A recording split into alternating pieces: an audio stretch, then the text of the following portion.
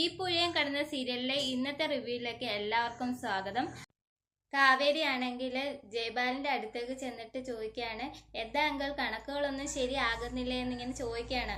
അത് മോളെ, കണക്കുകളൊക്കെ ചെറുതായി ഒന്ന് പാളിപ്പോയി, ഞാൻ അതൊന്ന് നോക്കിയിരിക്കുക, എങ്ങനെ ശരിയാവുമെന്ന്. അപ്പം പറഞ്ഞ് കാവേരി പറഞ്ഞ്, അത് കണക്കുകൾ തെറ്റിപ്പോയെങ്കിലും നഷ്ടമായത് അങ്കിളിന്റെ കാശല്ലല്ലോ എന്നിങ്ങനെ പറയാണ്. പിന്നെ എൻ്റെ കാശല്ലാതെ പിന്നെ ആരുടെ കാശാ മോളെ എന്നൊക്കെ ഇങ്ങനെ ജയബാലൻ ഇങ്ങനെ അറിയാത്ത മട്ടിൽ ഇങ്ങനെ ചോദിക്കുകയാണ്. അപ്പം കാവേരി പറയാണ്, പലരുടെയും കാശ, അതിൻ്റെ കള്ളത്തരങ്ങളൊക്കെ എനിക്ക് മനസ്സിലായെന്ന് പറഞ്ഞുകൊണ്ട് അവിടെ ഇങ്ങനെ നിങ്ങളാണ് എൻ്റെ അച്ഛനെ ചതിച്ചതെന്നൊക്കെ നേരിട്ട് തന്നെ ഇങ്ങനെ ചോദിക്കുകയാണ്. ചോദിക്കുമ്പോൾ മോൾ എന്താ ഇങ്ങനെ പറയുന്നത്? ഒരിക്കലും ജയബാലൻ അത് അംഗീകരിക്കുന്നില്ല. ഈ കാവേരി പറയുന്നത് ജയബാലൻ ഒരിക്കലും അംഗീകരിക്കുന്ന ലക്ഷണം കാണിക്കുന്നില്ല. ലാസ്റ്റ് അവർ തമ്മിൽ വാക്കുതർക്കമായിട്ട് ജയബാലന് ദേഷ്യം വന്നിട്ട് കാവേരിയെ അടിക്കാൻ ഓങ്ങുന്നുണ്ട്. ഇതൊക്കെ പ്രവീണ കാണുന്നുണ്ട്, അതായത് ജയബാലന്റെ ഭാര്യ. അവരിങ്ങനെ ഞെട്ടിത്തെരിച്ചിരിക്കുകയാണ് ഇവിടെ എന്താണ് സംഭവിക്കുന്നതെന്ന്. അങ്ങനെ ജയബാലനാണെങ്കിൽ കാവേരി അടിക്കാനായിട്ട് ഇങ്ങനെ ഒരുങ്ങി നിൽക്കുമ്പം കാവേരി ആ കൈ കയറി അങ്ങ് പിടിക്കുകയാണ്. നിങ്ങൾ കയ്യൂക്ക് കാണിക്കുന്നതൊക്കെ ഇതാ ഇവിടെ മതി എന്നും ഇങ്ങനെ പറയുകയാണ്. ആരോടാ? ഈ പ്രവീണെ നോക്കിയിട്ടാണ് കാവേരി പറയുന്നത്, നിങ്ങളുടെ കയ്യൂക്കൊക്കെ ഇവിടെ കാണിച്ചാൽ മതി, എന്നോട് വേണ്ട എന്നൊക്കെ ഇങ്ങനെ പറയുകയാണ്. അങ്ങനെ ദേഷ്യത്തിൽ കാവേരി അവിടെ നിന്ന് അങ്ങ് ഇറങ്ങിപ്പോകുകയാണ്.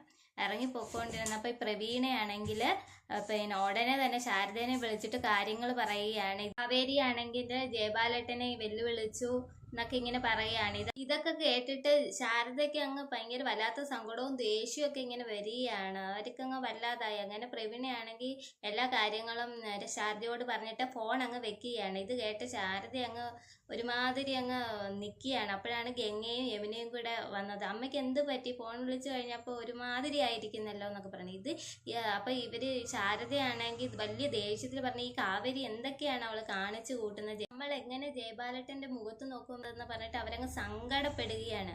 അപ്പോഴാണ് ഇത് കാവേരി ഇത് കേട്ടിട്ട് അകത്തേക്ക് കയറി വന്നത്. ഇനിയും അയാളെ ഞാൻ കള്ളാന്ന് തന്നെ വിളിക്കും എന്നൊക്കെ പറഞ്ഞിട്ട് കാവേരി ഇങ്ങ് കയറി വരികയാണ്. നമ്മളെ അച്ഛനെ ചതിച്ചിട്ടാ എനിക്ക് അതിനുള്ള തെളിവുകൾ കിട്ടി, നീ എന്തൊക്കെയാണ് ഈ പറയുന്നത്?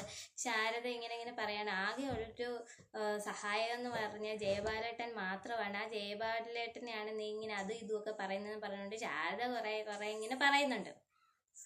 അതൊന്നും നമ്മുടെ കാവേരി അംഗീകരിച്ചു കൊടുക്കുന്നില്ല. ആ സമയത്താണ് നമ്മുടെ ശാരദാമ്മയും അച്ഛമ്മയും കൂടെ സംസാരിക്കുന്നത്. ഈ ജയബാലനെ കാവേരി ഇങ്ങനെയൊക്കെ പറഞ്ഞ് ഇൻസൾട്ട് ചെയ്തല്ലോ, ഇനി നമ്മൾ എങ്ങനെ ജയബാലേട്ടന്റെ മുഖത്ത് നോക്കും പറഞ്ഞ് കുറേ അങ്ങ് സെൻറ്റി അങ്ങ് പറയുകയാണ്. പറഞ്ഞു കഴിഞ്ഞപ്പം ഉടനെ തന്നെ ജയബാലൻ കയറി വരികയാണ്. ഒന്നും അറിയാത്തവനെ പോലെ ഇങ്ങനെ പറയുകയാണ്. വന്നു വെച്ചാൽ അയ്യോ അപ്പം ശാരദാമ്മ പെട്ടെന്ന് എണ്ണീറ്റ്. അപ്പം ജയബാലൻ ഇരിക്കി നിങ്ങളെന്ന് എണ്ണിക്കുന്നതെന്നൊക്കെ പറഞ്ഞ് ഭയങ്കര നല്ല പിള്ള ചമയാണ്. അന്നേരം ശാരദ ചോദിക്കുകയാണ്, ഞാൻ ജയബാലേട്ടനെ കാണാനിരിക്കുകയാണ്, കാവേരി ഇതൊക്കെ വന്ന് പറഞ്ഞ് ആകെ ഞങ്ങൾ സങ്കടത്തിയിരിക്കുകയാണ്. ഓ, അതൊന്നും സാരമില്ല, ഞാനിപ്പോൾ അത് ചോദിക്കാനാണോ വന്നത്? അതൊന്നുമില്ല, എൻ്റെയും അരവിന്ദൻ്റെയും ബന്ധം ഈ പിള്ളേർക്കറിയുമോ? അവൾ എൻ്റെ മോളെ പോലല്ലേ, അവൾക്ക് എന്തും ചോദിക്കാമല്ലോ എന്നൊക്കെ കുറേ അങ്ങ് അഭിനയം നടത്തി വെക്കുകയാണ്. ഇങ്ങനെ പറഞ്ഞപ്പം ഈ ഗംഗയുടെ ഒരു കല്യാണക്കാര്യം കൊണ്ടാണ് ജയബാലൻ വന്നേക്കുന്നതെന്നൊക്കെ വിളിച്ചു പറഞ്ഞു. അപ്പം അവർ പറഞ്ഞു, അയ്യോ ജയബാലേട്ടൻ, ഞങ്ങളുടെ ഇപ്പം കാശൊന്നുമില്ല, ആകെ ഉള്ളത് എല്ലാം സ്വർണം പണയത്തില്ല, ജയബാലേട്ടൻ അറിയാമല്ലോ, പിന്നെ എങ്ങനെയാ ഗംഗയുടെ കല്യാണം നടത്തുന്നതെന്നൊക്കെ ഇങ്ങനെ ചോദിക്കുക. അതൊന്നും നിങ്ങൾ ആലോചിക്കണ്ട എന്നൊക്കെ ഇങ്ങനെ പറഞ്ഞു. ആകെയുള്ളത് ഇന്നലെ കഴിഞ്ഞ ദിവസം നാരായണേട്ടൻ ഇവിടെ വന്നിരുന്നു, പിന്നെ അരവിന്ദേട്ടനെ കുറച്ച് സാധനങ്ങളൊക്കെ ആയിട്ട് വന്നിരുന്നു, അതൊക്കെ അതിനകത്ത് ആകെ 3 ലക്ഷം രൂപ ആകെ ഞങ്ങൾക്ക് പിരിച്ചു കിട്ടിയതാ എന്നൊക്കെ പറഞ്ഞു.